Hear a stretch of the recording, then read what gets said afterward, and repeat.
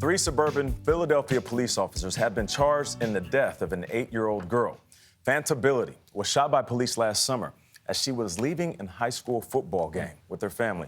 According to prosecutors, the officers were responding to another report of gunfire when they fired toward a crowd. There's been a massive public outcry for her justice in this case, and Meg Oliver has been following it. Meg, good morning. Nate, good morning.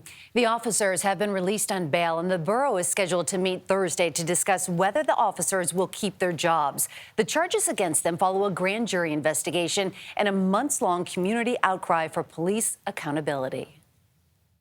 This is a terrible tragedy that has engulfed our entire community.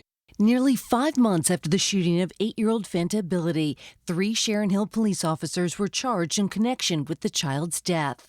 Officers Devin Smith, Sean Dolan, and Brian Devaney were each charged with voluntary and involuntary manslaughter and 10 counts of reckless endangerment. When did you determine that the fatal bullet was from an officer's gun?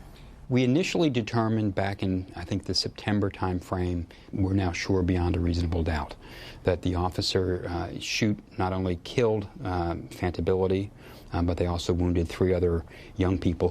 Ability was killed last summer after 2 teens exchanged gunfire at the end of a football game.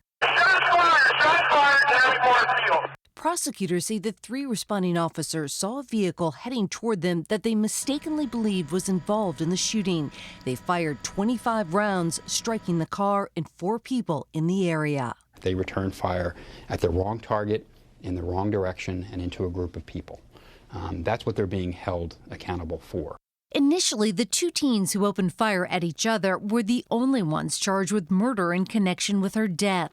That decision drew protests and an outcry for the officers to be held accountable. Now, the district attorney is withdrawing the charges against the teens. Attorney Bruce Castor represents the Ability family. Fanta was the most adorable little girl you ever would see. I mean, to have her gone is just a terrible, terrible tragedy.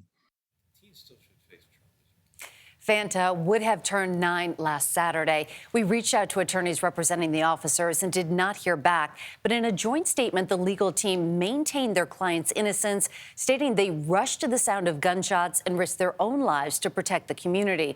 The officers are due back in court for a preliminary hearing on January 27th. It's a very hard situation. The officers are trying to do the right thing, and it's a tough situation for sure.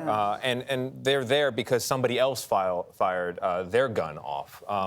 But at the end of the day, an 8-year-old girl is dead. Yeah, it's tragic. Someone's got to be held accountable. I thought the attorney summed it up very well. Wrong target, fired at the wrong target in the wrong direction. Yeah. But it is a very hectic situation. They're trying to figure out exactly what's going on. Yeah, it was interesting to hear that the charges were dropped against the 2 teens, the murder charges, but they should still face some charges, right? They still face some charges, and they were in, one of the teenagers was in court yesterday and pleaded guilty to those. There's reckless endangerment. However, those other charges were dropped, and there is controversy over that. Yeah. Isn't there a bigger story when it comes to the recklessness of exchanging fire in public, especially at a high school football game, in a crowd? 25 shots by the officers, 5 shots by the teenagers.